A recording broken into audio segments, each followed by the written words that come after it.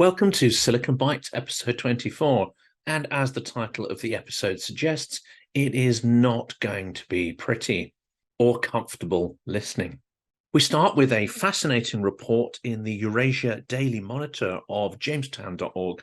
This is written by a previous guest on the channel, Ksenia Kirilova, and it collates a number of interesting sources that suggests that the treatment of veterans of Putin's special military operation is not fantastic.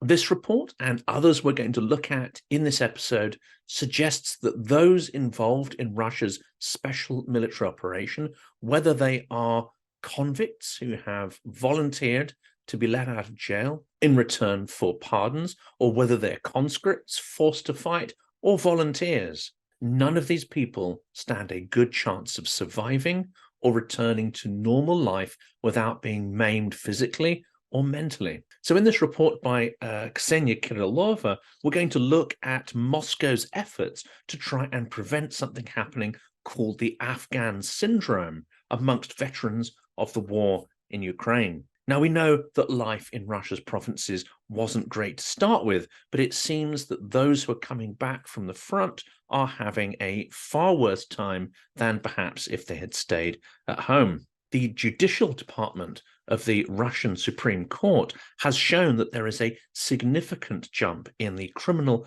convictions of former military personnel. Now, this is from the period of the first 6 months of 2023. One imagines the data will just get worse and worse. As we know, there have been huge meatwave assaults in Bakhmut, Avdiivka in the second half of the year. This problem is bound to increase. The statistics show a large increase in murders and serious bodily and violent acts of a sexual nature, including violence against minors, that is carried out by veterans of the special military operation. In contrast, when the stats for crimes from non-military citizens is compared to that, they remain relatively stable. So this is definitely a crime wave that is caused by veterans returning to their towns and villages after extensive periods of serving in Ukraine. And the return of fighters has also triggered fears amongst Russia's population of a possible repeat of the so-called Afghan syndrome amongst those veterans of the Ukraine front. Now, veterans who present less of a risk to society and who are perhaps more eloquent and able to communicate, they are being actively used in school presentations as part of the so-called patriotic education. They are even starting to be used in election campaigning as well. There have also been a lot of activities, Russian equivalents of, I guess you could call it civil society, organizations such as Defenders of the Fatherland. These have been established to support Russian veterans throughout the country, and there are a lot of organizations collecting funds for the support of veterans. Also, the government has been making, of course, lots of noises about how veterans are heroes and how they will be supported by the state monetarily and with various other support mechanisms. In practice, the Russian government is paying a lot less attention to these veterans than it may appear from the public pronouncements. According to representatives from various organizations, military and civilian hospitals who are supposed to be providing that frontline support to soldiers returning are actually rejecting the offers to help the wounded and disabled. They're also refusing gifts that are being brought in by the Russian public and by these so-called civil society organizations. They're turning them away. They are also apparently turning away the veterans themselves. And even when they do get a place, it can take many, many months to fulfill the paperwork to get any kind of essential medical support. As a result, volunteers are being forced to purchase expensive medicines, walkers, crutches, and wheelchairs out of their own pockets. This is an incredibly Russian detail here. Those who are engaged in this activity find themselves on the sharp end of the state's anger. They are being summoned, apparently, by Russia's investigative committee and accused of undermining the Ministry of Defense's actions, compelling them to remove their support requests and assistance for the wounded from, for instance, their social media profiles, and to stop engaging with frontline care centres, hospitals, trauma points, and so on. So rather than actively supporting the veterans, Russia's government is discouraging people from helping them and is threatening those who try to support veterans, accusing them of undermining the military. That is absolutely another level of Orwellian nonsense, just when he thought Russia couldn't get more bizarre, more cruel, and the actions of its government more pointless. And these problems extend to the payments that the government has promised as well. Veterans of the war in Ukraine have encountered similar problems in almost every region of Russia. For example, veterans from Tyumen have reported difficulties in receiving payment from the government and in obtaining veteran certificates. Those are essential to allow them to access social, medical, and other services. And for those who are not yet killed and wounded, the Kremlin is conducting an even more pernicious campaign. For instance, social networks under Kremlin control are blocking posts and comments urging the return of people who are called up under the partial mobilization decree. They are blocking the calls for troops to be rotated, given a break, to recover, blocking calls for those troops to be allowed to come back to their families, and essentially trying to isolate people who are on the front or who have experience of the front from those who are on the home front. Moscow is effectively isolating those returning from the front as well, those who do get back, to try to conceal any unfavorable information about the war. Now, it has to be pointed out that amongst the population, surveys suggest that support for the armed forces in principle is very high and currently running at 76%. We have to remember this is support for an armed services who are committing extraordinary genocidal crimes of aggression in Ukraine. So you have to question the slightly morally dubious aspect of that. You could perhaps make the case that this is an emergence of a kind of civil society in Russia, and that may be a positive foundation for future democratic and social evolution. For instance, according to some outlets, Russian NGOs working with the military and mobilized recruits collected around 113 billion rubles, about $1.2 million in donations last year. So broadly speaking, you have support for the armed services. On the other hand, other surveys suggest that there has been a noted rise in violent conflicts between ordinary citizens and veterans of the Ukraine war. Cases of attacks on participants in the special military operation have become more frequent, especially in areas such as Transbaikal and Primorsky regions, where residents have reportedly exhibited hostility towards the military. And there are other cases quoted as well. A military official in Saratov was denied entry to a cafe due to the fact that he was in uniform. Another was expelled from a hotel in Moscow. Now, it may be that in these cases, the individuals exhibited unpredictable or violent behavior, or it could be indicative of a wider turning away from those who've been involved in this war of aggression. It is at this point difficult to know. But what is clear is that tensions are escalating in many of Russia's regions with regards to soldiers who are returning from Ukraine, especially those with a criminal background. And this is where we come to Afghan syndrome. When you have isolation, neglect, and a lack of support for veterans of the campaign, and this is coupled with a rejection of them by a significant segment of Russian society, this creates fertile ground for Afghan syndrome. This phenomenon first surfaced after the 10-year war that the Soviet Union fought in Afghanistan. Returning servicemen felt unwanted and ostracized by society, often displaying antisocial or even criminal behavior. Similar tendencies are beginning to surface among today's veterans. And it's also clear that the Russian government is acting according to type, exactly how you would actually expect it to behave. And that is, they continue to abandon the returning soldiers, neglect their needs, and that will, of course, exacerbate unrest amongst ordinary citizens as well as veterans. And given the scale of the fighting, that is only likely to increase. Now, those of you who watched the interview with Gustav Gressel, which was an absolute high point from the last week, he also suggested another extraordinary tendency, and it's an extremely disturbing one.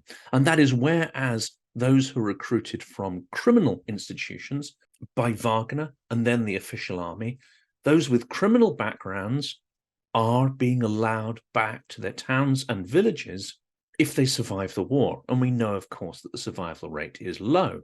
But criminals, it's thought, are unlikely to engage in politics and civil society. They are being allowed out. And clearly the stats show are starting to cause major issues in provincial Russia. There are reports, however, that those who were conscripted from the civilian population or even volunteered are not being allowed to come home to the home front. Rotations are infrequent, troops are burnt out, but when they are allowed to have a period of rest, they're not being allowed back into mainland Russia. They are instead sent to occupied territories, where their experiences and indeed impressions of the army, the competence of their officers, and any criticisms they may have for the government and officials are contained, are not allowed to come back to Russia itself and infect the general populace with doubt, malaise, or even criticism. And this is why this episode is titled as such. It seems there is a distinct policy to not let the conscripts come back to Russia, to carry on extending their contracts, not giving people a choice as to whether they want to extend them or not, and to keep those people fighting on the front until they are all burnt through. This reduces the risks of social disorder and instability. It reduces the risks that there'll be challenges to Putin. It reduces the risks that there will be large-scale criticism of the Russian military, or even a wider understanding of what a catastrophic failure this war has been for Russia. And of course, it makes the propagandist's message far more effective if there are not voices around who are challenging it, and if those have experienced the horrific nature of war and the sheer incompetence of the Russian forces are no longer alive to share their experiences. And it gets worse. There are other reasons why people will not be getting out of this alive. And there are two horrific videos we're going to reference and put links to those that are on Twitter into the description here. Now, I strongly advise you, if you do not like seeing scenes of horrific brutality, then do not click on the link. Do not watch them, because they are truly disturbing. In one video, you see Wagner officers tormenting and torturing convicts. They are forced to dig trenches, and while this is happening, they are berated and tormented by the officers, beaten with sticks and with other soldiers firing guns just over their head, at their feet, and past their bodies. You hear these convicts whimpering like animals, covered in wounds and blood, and off camera, you suspect some of them are being shot and shoved into the trenches that they'd just been forced to make. Before Russians brutalized Ukrainians, they'd spent many years brutalizing each other. Another video shows the aftermath of a Ukrainian special forces raid on a Russian barracks. It seems that they crept up at night, executed the guards on duty, and were able to throw grenades into a Russian barracks. Then, in the confusion, it seems that Russians started shooting wildly, and many of the deaths may even have been caused by so-called friendly fire during the chaos. The video is taken by a Russian soldier, either on a phone or a body cam, and it shows the aftermath of the attack. It is truly horrendous. And if Russians see it, it should serve as a warning to them that few of them are going to be getting out of this conflict alive. And if they have the ability to avoid being drafted, if they have the ability to pay the fine rather than be sent to the front, if they have the ability to go to prison rather than going to the front, that is preferable to the abuse and miserable deaths that many of them will be consigned to. Now let's turn to some news stories from the past week, and we have a whole range of stories from the Kyiv Independent and then a number from the Moscow Times. This one is dated November the 17th, and it is an estimate by the Ukrainian General Staff that Russia has lost 316,000 troops in Ukraine. That is killed not just seriously injured. That number of those who are seriously injured and casualties is likely to be far higher. The military also said that Russia has lost over 5,300 tanks, 10,000 armored vehicles, 10,000 other vehicles and fuel trucks, 7,700 artillery systems, 895 multiple rocket launch systems, 585 air defense systems, 323 aeroplanes, 324 helicopters, almost 6,000 drones, 22 ships and boats. The human cost of this aside, this is many tens of billions of dollars worth of Russian equipment that has been annihilated. And what for? What do they have to show for it? One of Ukraine's best chances to fight Russian propaganda would be to somehow get these facts and figures to the Russian public. It may not be until well after the war is over that the scale of the losses start to sink in with Russians. When they do, however, I hope Russians ask the questions. What was this for? And in some way hold their leaders to account for the disaster. And things don't get any easier for the Russians. While the Western media is using simplistic labels like stalemate, we see some extraordinary progress on the front lines. Ukrainians step up their efforts to cross the Dnipro and tie up Russian forces in the Kherson Oblast, says the Kyiv Independent on November the 9th. Pressure is mounting on Russian forces across the Dnipro River. Ukrainian special forces have reportedly stepped up their attacks on Russian positions to try and secure a bridgehead, and they are starting to bring heavy armor and vehicles into the fight. It is not yet a huge force, but assaults on the eastern bank could mean Ukraine is getting closer to opening up a new front in the south. Russian propagandists have even acknowledged this in their broadcasts, and mill bloggers have expressed some alarm about what may happen if this Ukrainian front turns into a war of movement rather than the attritional struggle that we've seen over the last few months. This is likely going to take some time for this new front to be opened up. A Ukrainian Special Forces officer spoke anonymously about it, said that this is not yet a struggle around heavy equipment. At the moment, it's about small operations and personnel. But if Ukraine can expand this bridgehead and get larger and more consistent supplies of armor across the Dnipro, this could certainly be a turning point, and it could cause significant challenges for the Russian military. And it doesn't get better for Russia either in Avdiivka. There are reports that Russian armor and personnel losses in their failed attempt to take Avdiivka by storm are absolutely massive.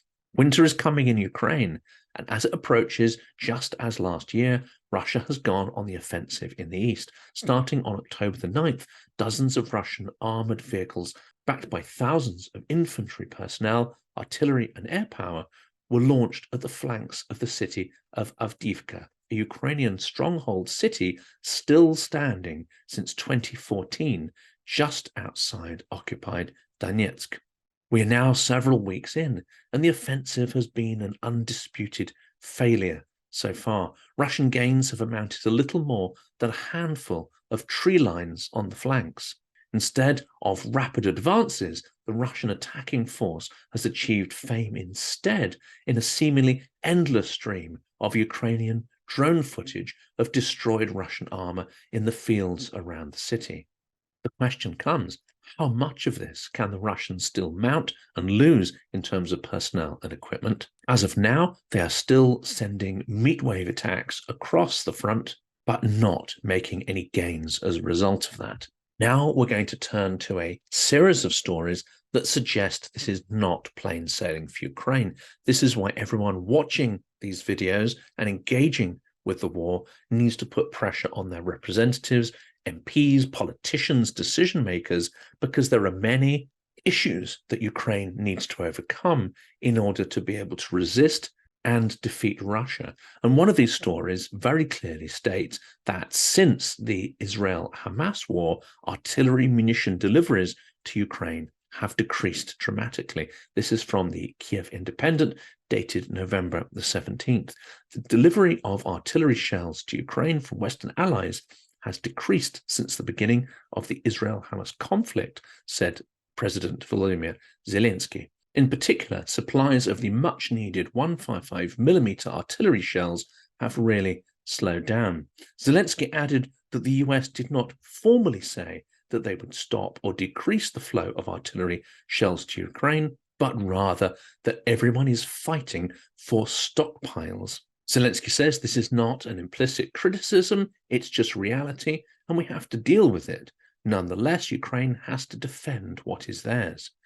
Despite the comments from Western officials, including President Joe Biden, that support for Israel would not necessarily mean decreased attention towards Ukraine, there has been increasing signs that this may actually be the case.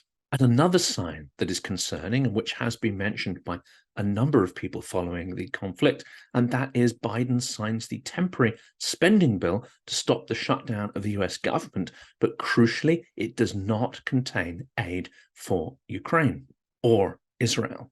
US President Joe Biden signed a temporary spending bill into law on November 16th, averting the impending government shutdown, but leaving the issue of continued aid for Ukraine unaddressed. The bill was passed by bipartisan majorities in the House and the Senate, but it does kick the can down the road of how further Ukraine aid is going to be addressed. Somewhat unhelpfully, the US National Security Advisor, Jake Sullivan, said on November the 13th that the window is closing for the US to provide aid for Ukraine before there are serious consequences for Ukraine's ability to defend itself.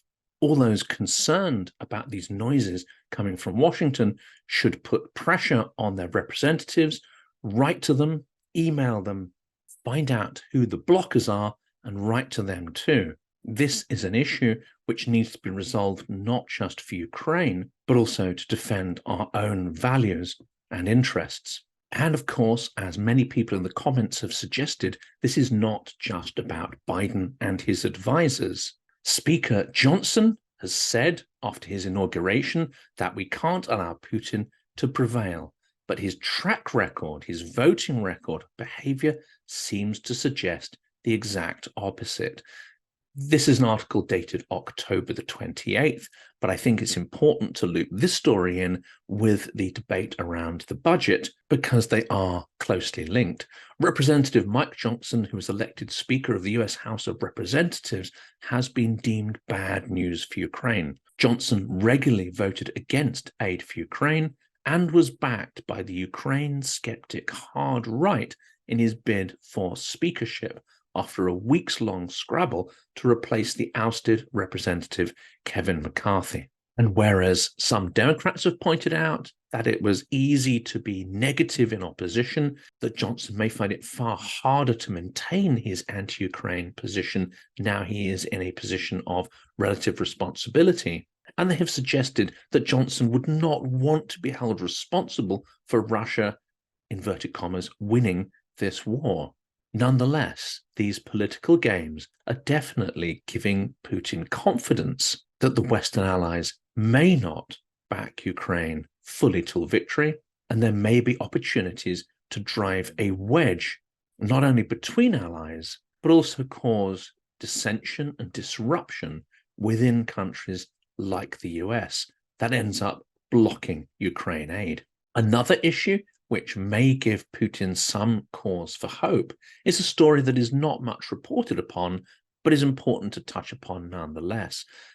According to the BBC, 20,000 Ukrainian men have illegally crossed the border since February 2022. This story, again from the Kyiv Independent, is dated 17th of November. Around 20,000 Ukrainian men have violated martial law and illegally crossed the border, the BBC claimed, citing information received from neighboring countries.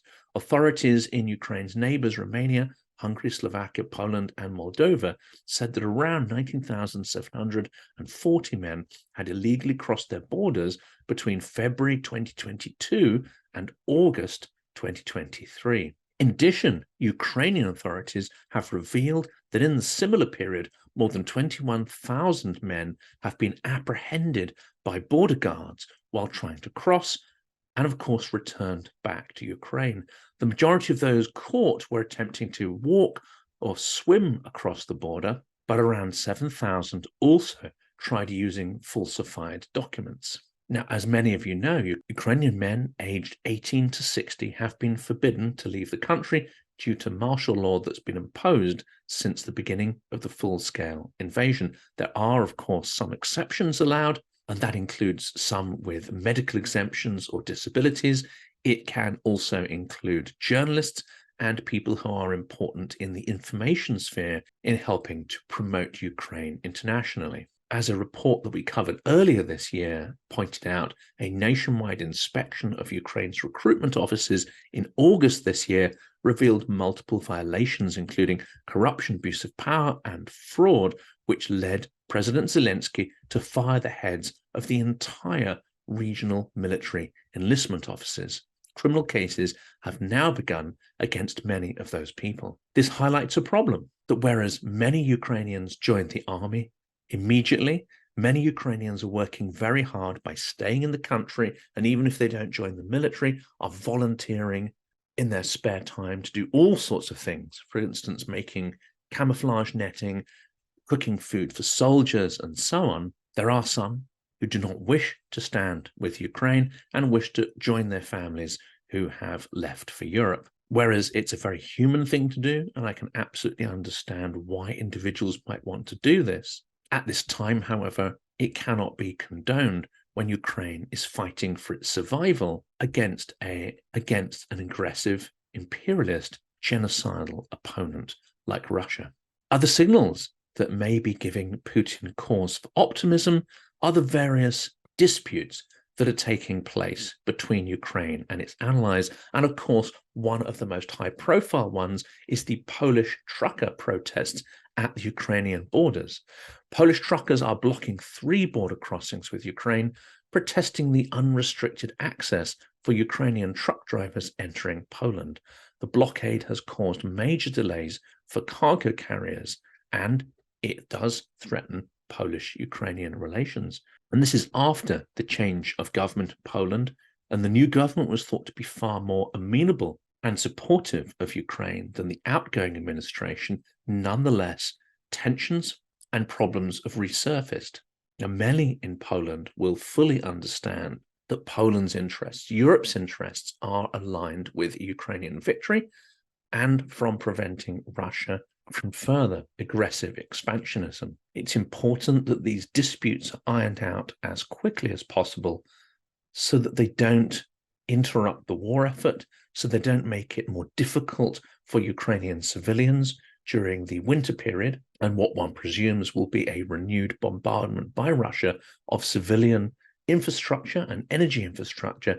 It's also important that we don't send signals to the Kremlin that somehow we are divided or that support for Ukraine is declining.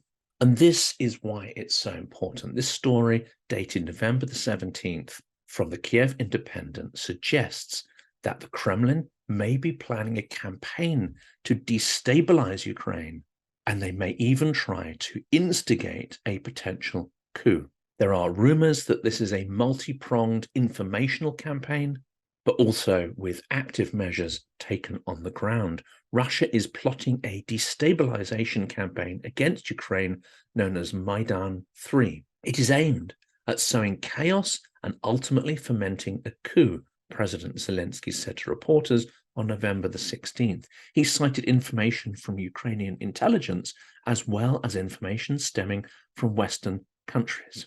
The real Maidan for them was nothing more than a coup. So they may think that it will be relatively easy for them to orchestrate another coup. And this is not without precedent. Earlier in the year, Moldovan President Maya Sandu alleged that Wagner Group founder Evgeny Prigozhin attempted a coup against her government in Moldova as a larger plot to destabilize the country. That plot was ultimately unsuccessful, but Russia has continued to fund money into Moldova to destabilize the country. and to try and influence elections that happened in November. It is not inconceivable that they would also try to fund various elements within Ukraine to try and incite social disorder, protests, and ultimately a coup against the government. It is very unlikely that this would happen organically. There are very few people, none of whom out of the many hundreds of Ukrainians I've spoken to, who would support any such move. Nonetheless, with Russia not winning any significant advances on the battlefield, it is suspected that they will increasingly scale up information warfare and potentially alternative warfare strategies like inciting coups, assassinations, and of course their attacks on infrastructure, which are expected to be renewed in the coming weeks. And why is this important for Putin? Because he's fully committed to war now. There is no going back for him. Without eternal warfare and the control that gives him over the economy and the political elite, it is likely his regime would fall. He has now a team of liberal economists that help him stay in power. They help the genocidal war in Ukraine by stabilizing the Russian economy, despite the largest sanctions in history. Russian President Vladimir Putin has been able to build a sustainable authoritarian state, with its economy surviving the shocks of the full-scale war and following the economic sanctions. The key to Putin's success is a team of talented so-called liberal economists who run the state's monetary and fiscal policy. Despite all expectations, they have been able to keep the economy going and keep enough people in high-paid jobs within Russia's main capital to create what appears to be a relatively stable environment. Combine that with propaganda and authoritarian controls, it seems that Putin is unlikely to be dislodged from power anytime soon. And turning to some stories in the Moscow Times, it does seem that that control over society is only going in one direction, and that is more monitoring, more spying, more persecution, more coercion. This story from one day ago on the 16th of November suggests that Russia is now tracking academics who have any form of connection with foreign institutions and academics. And that is happening at the same time as the number of treason cases rises dramatically. Russian authorities have started collecting the personal data of academics who are in contact with foreigners. The independent investigative outlet Możemy Objaśnić reported on Thursday. The practice was compared to that of the Soviet era, where contacts between Russians and foreigners were strictly monitored. It also comes amid what the UN has called an alarming rise in Russia's treason and espionage arrests since the 2022 invasion of Ukraine. Russia's Education and Science Ministry circulated a letter to universities requiring to fill out forms on students and academics who took part in international scientific events in 2023. They estimated that Russia's Education and Science Ministry could end up collecting data on tens of thousands, if not hundreds of thousands, of academics by the December the 22nd deadline. Now, this might seem extraordinary, and you may think this is a new phenomenon. Absolutely not. My own experience of dealing with a Russian-based software company suggests that it has been common practice for members of the FSB to be embedded within companies, especially where you have a significant number of Russians who have regular contacts with foreigners or who go abroad to do, for instance, trade shows and events. When I attended one of these as a guest speaker of the software company, it wasn't difficult to identify who that agent was. The surly and not very bright guy in a leather jacket who clearly knew absolutely nothing about what the software company actually did and sold, enabled me to identify him after just a couple of minutes of stilted conversation. And it has to be said, this is pre-COVID. So the probing and snooping habits of the Russian state go back many, many years. Perhaps they never really went away since the fall of the Soviet Union. And here's a few more disturbing stories along the way. One is about Russian business leaders voicing alarm to Putin over frightening nationalizations. As we see with increasing control of every aspect of society and the economy, it seems that a, quote, frightening number of nationalizations have taken place since the invasion of Ukraine. This is reported by Vedomosti Business Daily, which is a Russian newspaper. They have cited 4 anonymous sources familiar with a late-night meeting that took place in the Kremlin between Russian leadership and business leaders, where this concern was expressed. One of the sources was quoted anonymously as saying, while everyone understands the context and nuances of each case, it creates a cumulative picture that is disturbing. Now, the Kremlin has tried to reassure the business community that the privatizations that marked Russia's switch from a state-run to a market-led economy in the 1990s would not be fully reversed. Now, this takes place in an environment where hundreds of Western-owned companies have either fully or partially exited the Russian market or scaled back their operations since the full-scale invasion of Ukraine. And Russia has imposed a series of financial burdens for businesses seeking to exit the country as it faces unprecedented sanctions for invading Ukraine. But this threat of nationalization and increasing control of every aspect of Russian life must be disturbing for Russian businessmen. And the final story, and this really is a true clown world story, and this article asked the question of whether Russia is heading towards an abortion ban. The Soviet Union was apparently the first country in the world to allow abortion, and until this year, modern Russia has some of the world's most liberal abortion legislation. It also has one of the highest rates in the world of abortion, which would seem to undermine its claim to be an orthodox country of strong moral values. But voices that are calling for anti-abortion policies are gaining ground, and increasingly they are being supported by the state and by lawmakers. And there is an extraordinary poster that has appeared on social media that suggests we will protect you, showing a fetus, so that he can protect us, showing a child in uniform. And again, how horrifically Russian is this? Give birth to more children so we can turn them into military meat as part of a forever imperial war. And the very last story today, and I think after this succession of truly depressing stories, it's good to show something uplifting. And this is the story of the Russian artist sentenced to 7 years for conducting an extraordinary and brave opposition campaign to the war.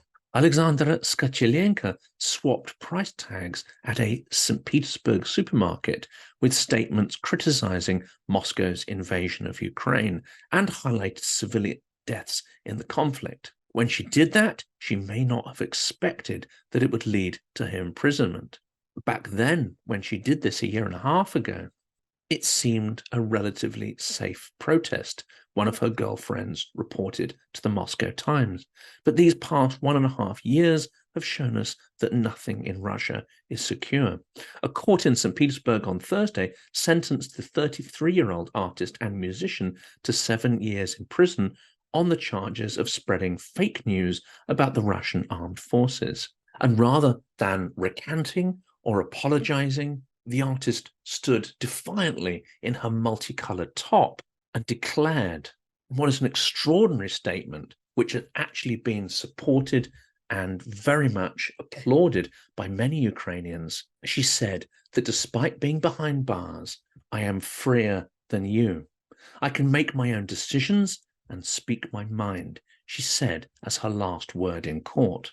Her trial has been one of the longest prosecutions carried out under the military fakes law, which was passed shortly after the full-scale invasion of Ukraine. She was accused of replacing 6 price tags with similar tags that had information about the war, including details about the presence of Russian conscripts in Ukraine, something that President Vladimir Putin denied at the start of the invasion. And she wrote tags about the facts that civilian deaths in the besieged city of Mariupol. Skachelenko was denounced by an elderly woman who saw her replacing the price tags. and was outraged by the slander, apparently. We know from many previous court cases and the way this operated in the Soviet Union that pressure is often applied to people to denounce each other, and they encouraged to express fake outrage in order to stimulate such court cases. Skichilenko has said that she was driven by the idea of saving people's lives. I just wanted to stop the war. That was my motivation. Not hatred, but compassion. I am deeply convinced, she said, that life is a great miracle. As she starts her sentence, it's quite clear that the Russian leadership do not believe life is a great miracle. Rather, they believe the lives of their citizens are worth little to nothing and can be burned up in a senseless war to stoke the ego and ambitions of the leaders of that cruel empire. That's it from this Silicon Bites. Tune into the next one, where we will be examining Russia's war against energy and food in its barbaric campaign to try and conquer Ukraine.